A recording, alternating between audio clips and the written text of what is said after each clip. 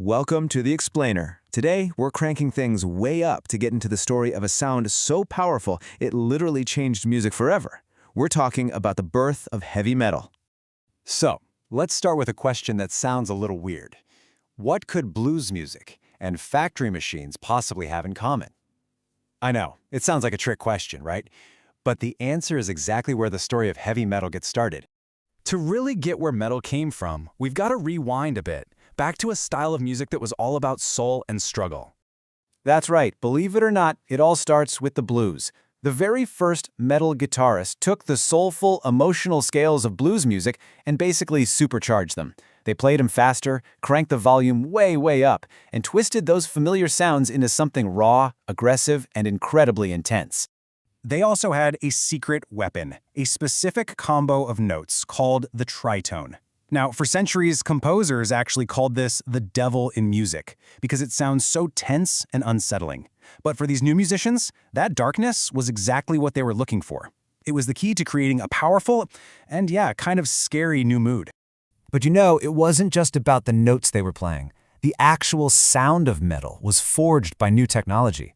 Think about how smartphones changed everything. Well, new inventions in the mid-20th century were about to completely change what music sounded like. Guitarists discovered distortion by literally pushing their amplifiers past their limits. This took a clean, clear guitar note and turned it into something thick, fuzzy, and super aggressive. It was a total game changer, letting a single note hang in the air with this incredible power. And to make that distorted sound even bigger, they used the power chord. Now, it's a really simple chord, just 2 or 3 notes. Why does that matter? Well, if you play a complicated chord with a ton of distortion, it just turns into a big, muddy mess. The simple power chord, though, it stays clear and focused. It just gets huge. So, you end up with this basic formula. Simple chords plus a whole lot of distortion equals a truly massive sound. This combination became the sonic DNA of heavy metal, the foundation that almost every song in the genre is built on.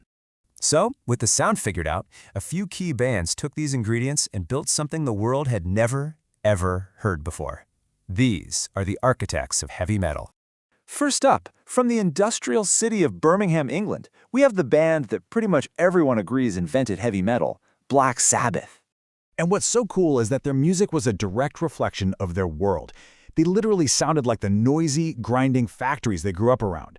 Their guitarist Tony Iommi even tuned his guitar lower to make it sound darker and, heavier. The result was this slow, crushing rhythm that felt completely new and incredibly powerful. Next up, Led Zeppelin. These guys took that heavy sound and started mixing it with folk music, blues, and mythology to create something absolutely epic. They weren't just a rock band, they were building the bridge to what would become metal. What Led Zeppelin really did was show the world the artistic side of heavy music. From John Bonham's revolutionary drumming to Robert Plant's soaring vocals, their epic songs and insane success proved that there was a huge global audience hungry for loud, powerful rock. All right, let's talk about Deep Purple, because they added another crucial element to the mix. Just incredible technical skill. I mean, these guys were virtuosos. They were taking inspiration from classical composers like Bach and mashing it up with high-speed blues rock. Just imagine a distorted organ and an electric guitar having this high-speed musical battle on stage. That was Deep Purple. They proved that heavy metal could be both loud and incredibly complex. This new sound didn't just create fans. It created a whole worldwide community. It became a culture, really, with its own unique identity that crossed borders and brought all sorts of people together. You've got to remember, this music wasn't like the pop songs on the radio. It was louder, it was darker, and it felt a lot more honest. So for kids all over the world who felt like they didn't quite fit in, finding heavy metal was like finding your tribe. It was a community built around a shared love for this powerful sound. And this tribe definitely had its own style. The denim jacket covered in patches, the long hair, the band t-shirt. It was like a uniform that signaled you were part of this global subculture, a community that's still here and thriving today. So, the innovations from these early bands didn't just fade away. Not at all.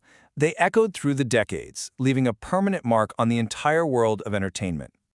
And like any great idea, heavy metal did not stand still. As you can see here, what started in the late 60s By the 80s, it just exploded into countless new styles, or subgenres.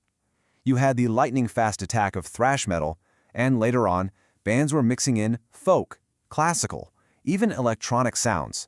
The music was always evolving. So, what's the big takeaway here? Metal's legacy is everywhere. The recording technology that was developed for that heavy sound is now used across all kinds of music. You hear its influence in the epic soundtracks of your favorite movies and video games. It's gone from a small, underground movement to a global force, a complex art form that's now even studied at universities. So, from the soulful cries of the blues and the crash of factory machines, a massive, global phenomenon was born. Heavy metal has never stopped evolving, has never stopped pushing boundaries, and that leaves us with one final, big question for the future. What's heavy music going to sound like next?